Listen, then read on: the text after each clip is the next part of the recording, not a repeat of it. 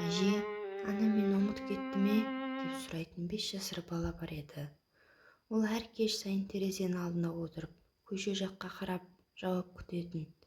5 жасар Айдос осылай өмір сүрді. Сырт жаққа қар жауып тұрды. Ал үй іші жылы болғанымен оның жүрегі суық еді. Ол әр кеш сайын осылай отыратын. Терезеден көше жаққа қарап өз анасының дауысын, өзін асыға күтіп отыратын. Айдостың анасы Гүлнәр осыдан 3 жыл бұрын кетіп қалған. Ол кеткен күні ешкім түсіндірмеген. Тек әжесі оны құшақтап, анаң алысқа жұмыс іздеп кетті, балам, тез арада келеді, деген. Сол тез арада деген сөз 3 жылға созылды. Айдос басқа балалардай емес, қиындықта өсті. Таңертең мектепке киетін киімі жамалған, аяғындағы аяқ киімі саусақтарын қысатын. Бірақ ол ешкімге шағымданбайтын. Біле тұра әжесінің жаңа зат алуға ақшасы жоқ екенін. Мектепте ол көбі жалғыз отыратын. Сынып жетекшісі ата-аналар жиналысын өткізген күндері барлық бала анасының қолынан ұстап келгенде, Айдос есіктің сыртында тұрып, ішке кірмей әжесінің қашан келетінін күтетін. Кейбір балалар оны мазақтайтын. Сен анаңа қажет емессің, сол үшін ол кетіп қалды, деп мазақтайтын. Ол үндемей үйге келіп тым-тырыс бөлмесінде жылайтын. Ешкім естімесін деп жастыққа бетін басып, қатты жылайтын. Аштық да болды, сирек бірақ болды. Кейде ай соңында ақша тапшы болып әжесі, балам, бүгін бір тәрелке ботқан екеуміз бөлісейік, дейтін. Айдос үлкен адамша түсінетін, әжесіне қиын екенін көретін. Сондықтан құрсағы аштан құрылдап шұрылдаса да, мен тоқпын әже, сен же, деп өтірік айтатын. Жаз айларында басқа балалар лагерге барғанда Айдос ешқайда бармайтын. Ол көрші үйдің малын бақуға көмектесіп, соған тиын табатын. 6 жаста ол қолындағы қатпарланған кірпияз саусақтарымен әжесіне, мен ересек болғым келеді, әже, ересек болсам ешкім мені жәбірлей алмайды, дейтін. Бұл сөзді естіген сайын әжесінің жүрегі қан жылайтын. Анасы алыста, жанып тұрған, жалғыз жан. Ал сол уақытта Гүлнәр шетелге, бөтен елде, тілін білмей, күн-түн демей жұмыс істеп жатты. Ол тамақ дайындайтын кішкентай мейрамханада ыдыс жуушы болып бастады. Кейінгі жылдары аспазшы, көмекші болды. Күніне 16 сағат аяғынан тұрып, қолдары сумен жарылған, арқасы ауырған, бірақ ол тоқтамады. Жалақысының жартысынан көбін баласына, болашағына жинайтын. Оқу құралдарына, дәрі-дәрмекке, кейде тек қалалық дүкенде сатылатын жаңа киім үшін.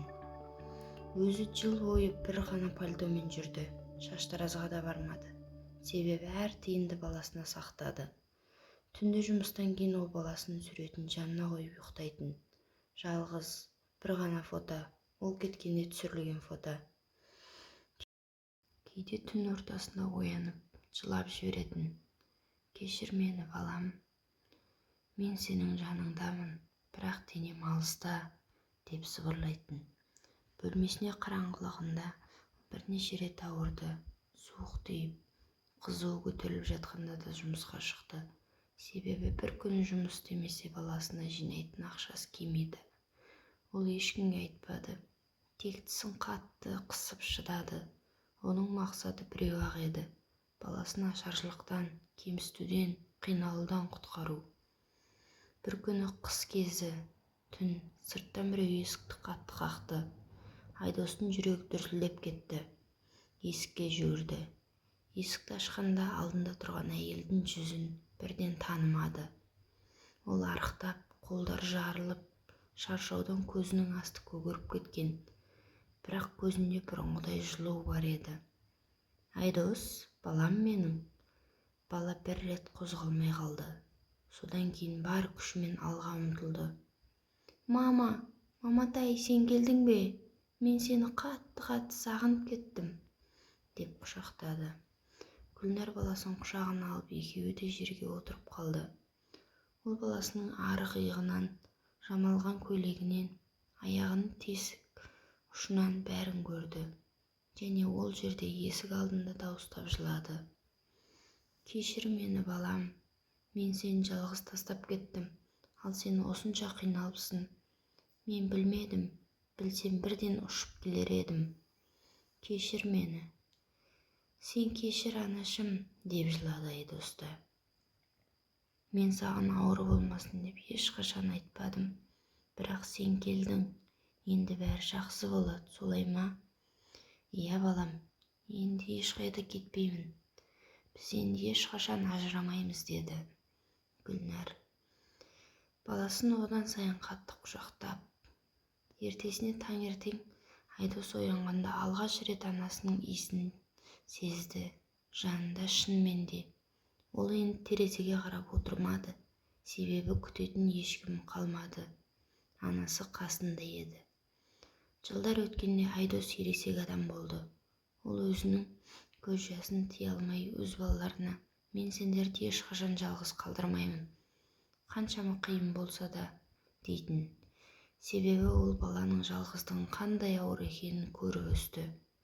Ана құшағының қандай асыл екенін өз тәнімен, өз жанымен білген еді. Ал Гүлнәр ол ешқашан өзінің қандай құрбандық бергенін мақтан етпеді. Егер осы әңгіме жүрегіңізге жол тапса, пікір қалдырып арнаға тіркелуді ұмытпаңыздар. Тағы да осындай әңгімелер шығарып отырамын.